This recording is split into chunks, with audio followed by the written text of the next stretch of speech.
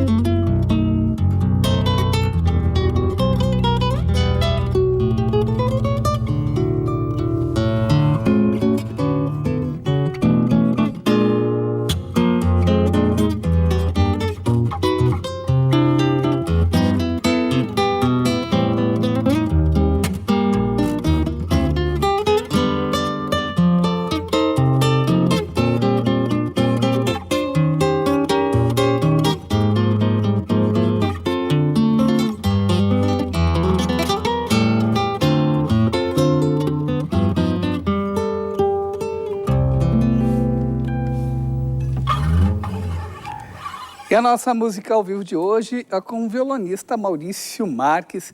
Ele é o solista convidado do concerto da OSPA deste domingo na série Araújo Viana. Tudo bem, Maurício? Tudo bem. Muito obrigado pelo convite. Obrigado por nos trazer essa música aqui no Estação Cultura Obrigado, ao vivo. queridos. E que repertório que você vai tocar, então, durante o concerto da OSPA? Então, esse concerto vai ser uma adaptação da suíte Retratos, do Radamés Inátali, que é original para orquestra de câmara, grupo de música popular e bandolim. E eu fiz uma adaptação, então, para cordas e violão, né? Então, vai ser um concerto que eu tenho muita expectativa, assim, porque trata-se de uma releitura de um concerto de um grande maestro brasileiro, né, que foi o Radamés Inátali, né? Sendo que essa ideia do concerto é fazer uma viagem pelas Américas, né? Quando a gente chega das Américas, na América aqui do Sul, aí tu vem a tua participação como solista, trazendo, para quem não sabe, né, o Radamés Inátali, que é um dos grandes compositores gaúchos, né, da música brasileira. Sim, né? Poxa, o Radamés é uma figura importantíssima para a música brasileira, porque ele, gaúcho, né, foi para o Rio de Janeiro ainda jovem, né, assistia o Nazaré tocando, né, e desenvolveu toda uma escola de composição em cima de novos elementos que ele introduziu na música brasileira, né, com novas orquestrações. Ele fazia arranjo para o Pixinguinha, para o Orlando Silva, toda essa turma que que participava da Rádio Nacional, era sobre a batuta do Radamés Inhatali, né? Então ele foi muito importante nesse sentido e de apontar novos rumos para a música brasileira, através de formação de jovens solistas, de jovens músicos, né? Como o Maurício Carrilho, a Luciana Rabelo, o próprio Rafael Rabelo foi aluno do Radamés também, né? Então, ele apontou novos rumos para a música brasileira e eu acho que trazer ele para um concerto é uma coisa importantíssima, né? Que resgata um pouco mais da nossa memória, já que a gente precisa sempre lembrar dos nossos grandes valores, com certeza. Maurício, há quanto tempo tu está debruçado sobre essa obra, né? Como é que foi fazer essa adaptação? Eu estou há uns 5 meses já escrevendo, né, esse material. Então, eu passei as partes do grupo de choro para dentro da orquestra também, para fazer uma nova leitura, né, uma nova sonoridade. E a parte do bandolim eu adaptei para o violão também, que tem estruturas totalmente diferentes, né? Então, está sendo... realmente, eu estou com uma grande expectativa de ver como é que vai soar, porque eu ainda não vi ainda, né? Os ensaios começam sexta-feira. O ensaio com a OSP é sexta-feira, exato, né? Então...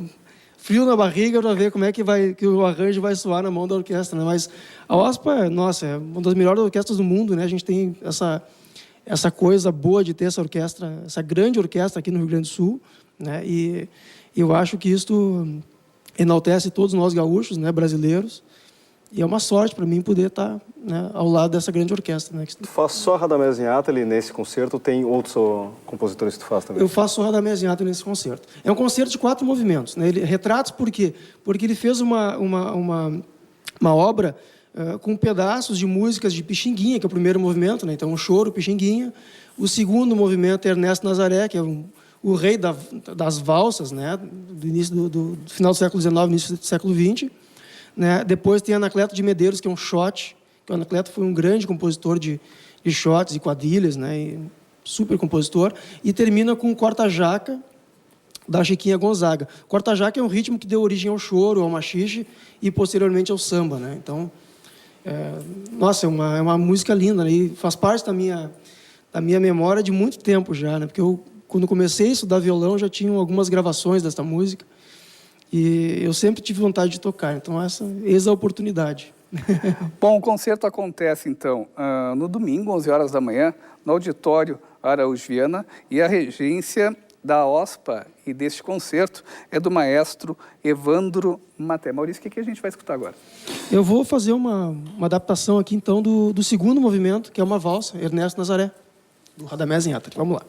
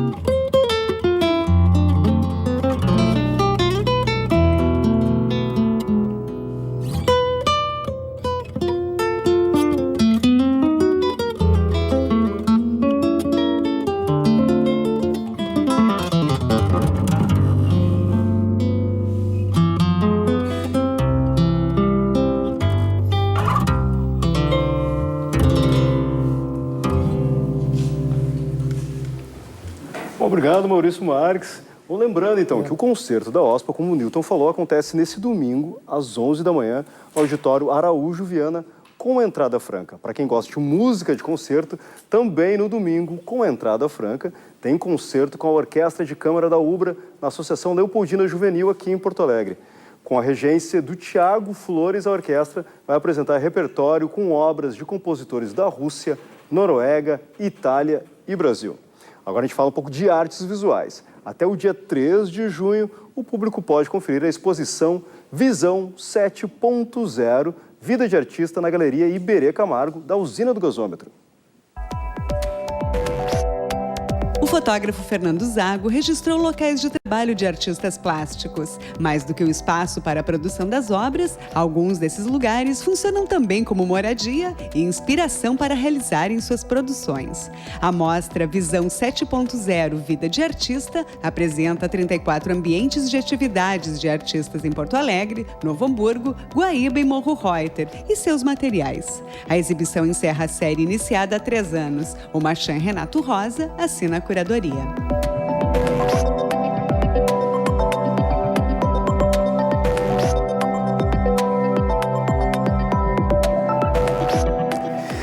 25 clássicos dos anos 80 integram a mostra de cinema que acontece neste mês no Cine Santander Cultural. E sobre o ciclo, nós conversamos agora com João Pedro Fleck, ele que é programador do Espaço. Tudo bom, João Pedro? Tudo bem. Um prazer estar aqui com vocês novamente. Muitos filmes e de toda uma geração apaixonada por esse cinema dos anos 80. O que ele tem assim de diferencial que conquistou uma galera? Cara, assim, se a gente for pensar, tem muita coisa que aconteceu nos anos 80 que foi uma efervescência, principalmente se a gente focar em Hollywood. Foi um período, assim, uns 10 anos depois do que o pessoal chamou de a nova Hollywood, né? Que foi o surgimento ali de vários diretores essenciais do cinema hoje em dia, tipo Robert Zemeckis, Steven Spielberg, Martin Scorsese, todos eles estavam nesse grupo. E nos anos 80 foi o momento que eles trabalharam com maior liberdade. Então a gente tem alguns filmes como Os Goonies, ou, por exemplo, A História Sem Fim, De Volta para o Futuro, que é um momento no qual eles tinham algum orçamento, só que eles não tinham tanta demanda para fazer uma coisa que... aí a gente está vendo umas imagens dos Goonies nesse momento. Não tinha uma demanda tão clara do estúdio, então eles podiam explorar alguma coisa. Tem um crítico muito importante dos Estados Unidos que se chama Todd Brown, que ele falou que esses filmes da década de 80 nunca mais foram feitos na história do cinema e só viriam a ser realizados novamente mais ou menos lá por 2012, quando fizeram o Super 8. Por quê? Porque são filmes que são feitos para um público adolescente e infanto-juvenil que realmente quer curtir um filme sem ter, digamos, algo que impeça eles de ir e, ao mesmo tempo, sem serem completamente infantis. Bom, então, como tu falaste, são diretores que depois desses filmes começaram a trabalhar com orçamentos altíssimos e tem uma outra demanda agora, que é realmente uma demanda de retorno de público também, que é necessário para esses filmes, né?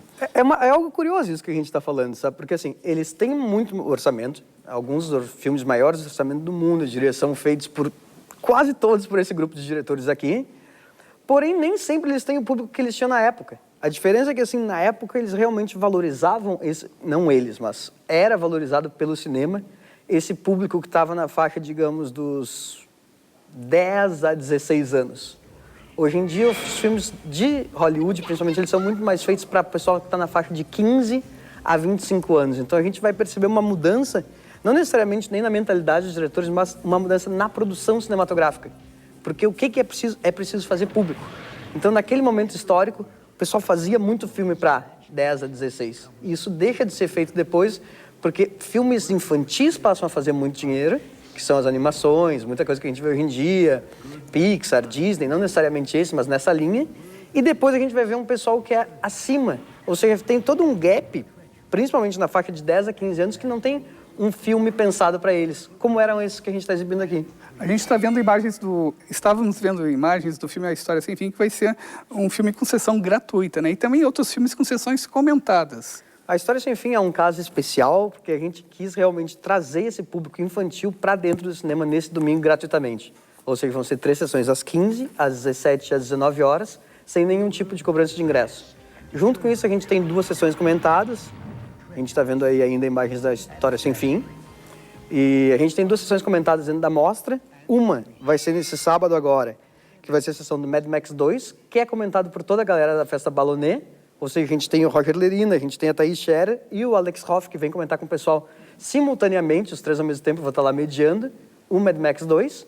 E aí, uma semana depois, a gente tem a autora do livro Almanac dos anos 80, que vai estar aqui em Porto Alegre para comentar De Volta para o Futuro.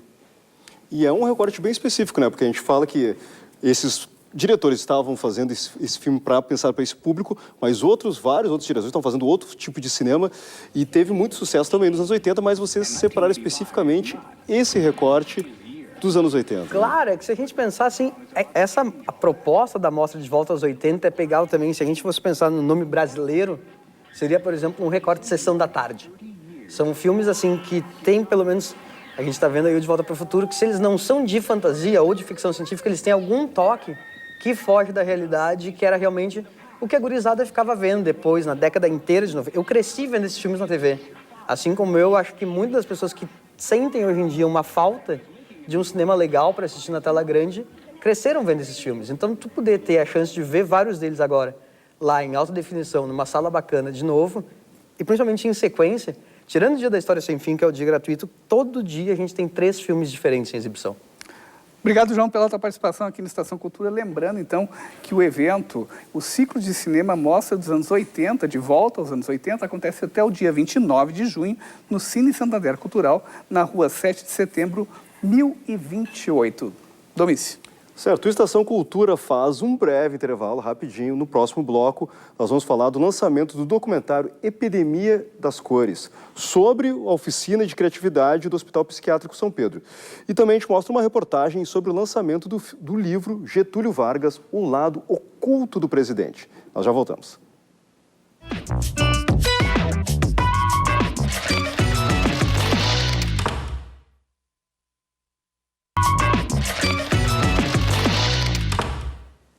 Estação Cultura está de volta e estreia amanhã na Cinemateca Paulo Amorim, na Casa de Cultura Mário Quintana, o documentário Epidemia de Cores.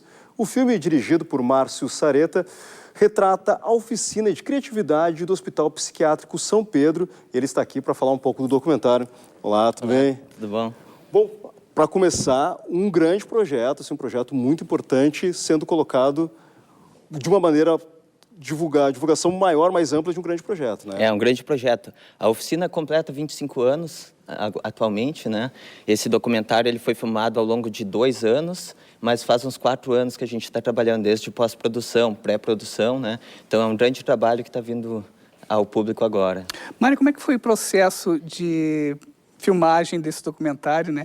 Foi muito específico, né? Você estava sozinho no local, nas locações, enfim, para criar uma certa intimidade, né? E parceria com o entrevistado. Eu tinha realizado pesquisa antropológica, eu sou antropólogo, né, no Hospital Psiquiátrico, então eu já conheci alguns participantes. E quando surgiu a ideia do documentário, eu comecei a gravá-lo sozinho e fui sofisticando as técnicas. Então eu fazia captação de som naquele momento e o fato de não ter uma equipe com horário agendado também foi proposital para a própria interação com as pessoas, principalmente aquelas que estão na condição de moradores, que se chamam, pessoas que estão há 40 anos lá internadas, né, que hoje vivem no hospital. Então essa relação muitas vezes você pretendia gravar algo e não havia captação, porque ela não ocorreu, né? Então a partir dessa relação muito pessoal comigo e com eles que foram feitas essas captações. Então a gente tem uma pesquisa muito maior do que a própria elaboração do filme. Tu tem realmente um etnodoc, uma pesquisa etnográfica antes do próprio documentário. Isso, eu levo elas independentes. Assim, o documentário não é para ser um documentário etnográfico, antropológico, né? Mas é influenciado na medida que a antropologia é a disciplina que lida com a alteridade, né? Então, evidentemente, ao pensar aquelas pessoas naquela condição, ele tem uma influência antropológica. Mas eu fiz TCC e mestrado lá com outro interesse, voltado mais à antropologia e à filosofia, também discutindo questões da oficina de criatividade. E já que se trata de uma oficina de criatividade, né, de que maneira você percebeu ao longo dessa caminhada, né, de que forma, né, essas obras e o trabalho artístico dessas pessoas que fazem oficina revelam tão traços do cotidiano, da vida e da história e da memória de quem participa da oficina? Bom, eu não procuro discutir se aquilo é arte ou não é arte. Temos o caso, por exemplo, do Luiz Guides, que foi um morador que faleceu em 2010, que chegou a fazer exposições no Margs, foi considerado um grande artista, né, que vivia lá dentro e começou a pintar a partir da oficina de criatividade. Mas o meu interesse maior é por aquelas expressões, Porque são pessoas, no caso dos moradores, o filme trata também de pessoas que apenas participam por interesse em arte-terapia, né? Mas no caso das pessoas que estão há muito tempo no hospital psiquiátrico, às vezes elas não se comunicam também por palavras, mas através dessas expressões da pintura, do canto, a gente consegue outro tipo de relação com aquelas pessoas. E o filme é muito direcionado a isso, ele não é preocupado com diagnóstico, ele é preocupado como aquelas pessoas podem afetar a gente que tem uma visão tão dura daquele público que está lá, porque ele é muito desconhecido também, né? A gente vê o hospital psiquiátrico, uma estrutura imponente, branca, e a oficina de criatividade é um espaço colorido que está lá reduzido aos fundos, mas que traz uma outra tipo de vida ao ambiente. O interessante que tu falaste nessas questões da antropologia, falou da alteridade, que é essa relação com o outro. Tipo, essa ideia do filme é isso, mostrar esse outro que quem está do outro lado do muro, ou quem está aqui desse lado de fora, não tem ideia do que acontece lá dentro, como essas pessoas vivem, né? Perfeito. É essa a ideia do filme. Trazer testemunhos, por exemplo, durante as gravações, eu estava vendo, essa semana completou, semana passada, a terceira pessoa que tinha sido gravada faleceu. São vidas que estariam anônimas, não seriam conhecidas e que, através do filme, elas trazem depoimentos muito importantes.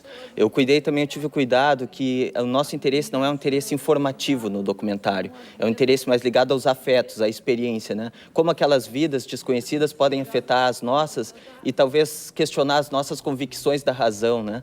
A ideia é que quem assista ao filme possa ter outras percepções sobre temas como arte, loucura e liberdade também, porque eu acredito que o filme está discutindo questões que não são vinculadas à psicologia, mas à humanidade geral. Dá para a gente pensar formas de conhecimento a partir dessa relação. Então, você conecta com temas contemporâneos, desde ocupação em escolas públicas, por exemplo, a gente pode pensar paralelamente, obviamente o filme não trata disso, né? Mas a relação da liberdade e como interagir com novas formas de conhecimento e, sobretudo, de expressão das pessoas. Mário, o lançamento acontece amanhã, então, mas tem 2 momentos, né, de bate-papo com o público. Perfeito.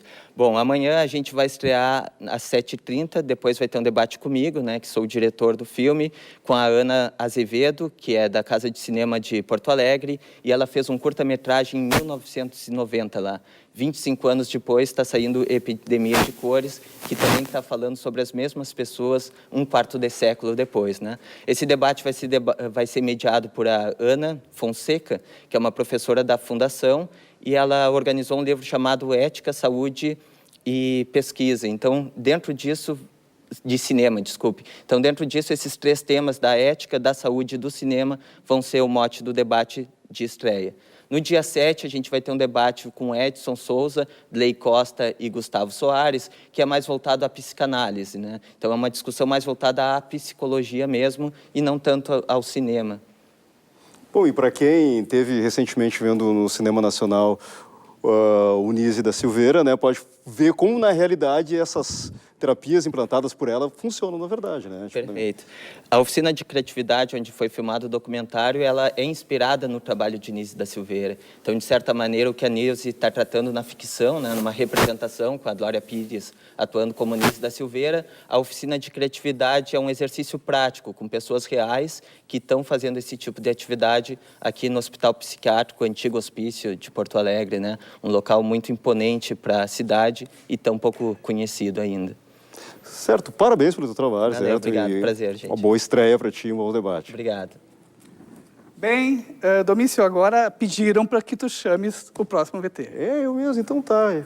O professor e jornalista psicanalista João Gomes Mariante lança hoje, às 7h30 da noite, o livro Getúlio Vargas, O Lado Oculto do Presidente. Sob a óptica da psicanálise, João Gomes Mariante traz na publicação aspectos da personalidade do ex-presidente Getúlio Vargas.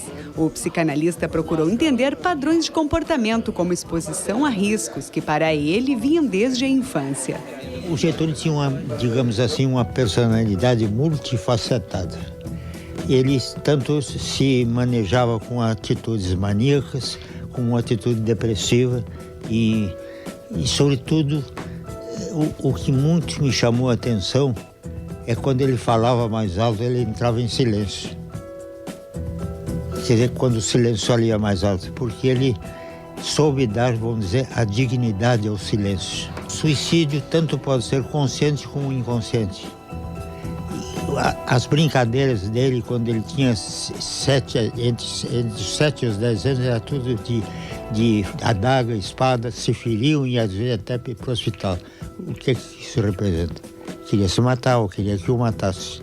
Então, ele múltiplas vezes, quando ele ameaçava tirar-lhe o poder, ser retirado do poder, ele ameaçava se matar. Tanto que uma das coisas mais importantes é: do catete eu só sarei morto. E saiu.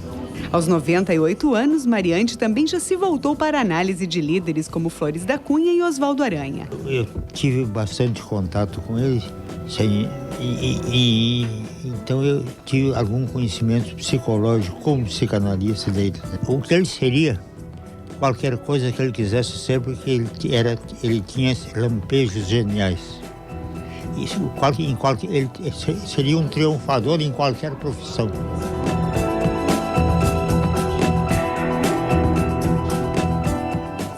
Estação Cultura de hoje termina por aqui. E tu fica agora com o clipe da música Cartão Postal, da banda Apanhador Só. O grupo faz show na Sala de Estar na próxima sexta-feira, no dia 12 de junho, na Casa Frasca, aqui em Porto Alegre. Tchau, tchau.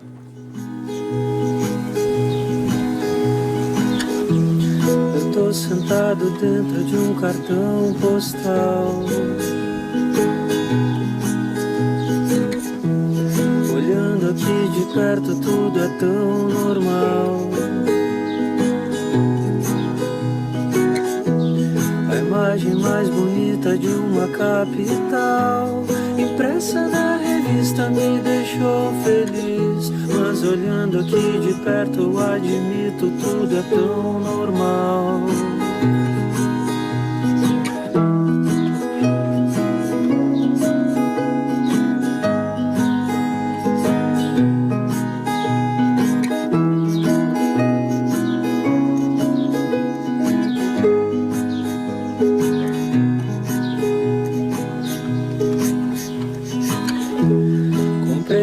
Asa delta pra tentar um voo,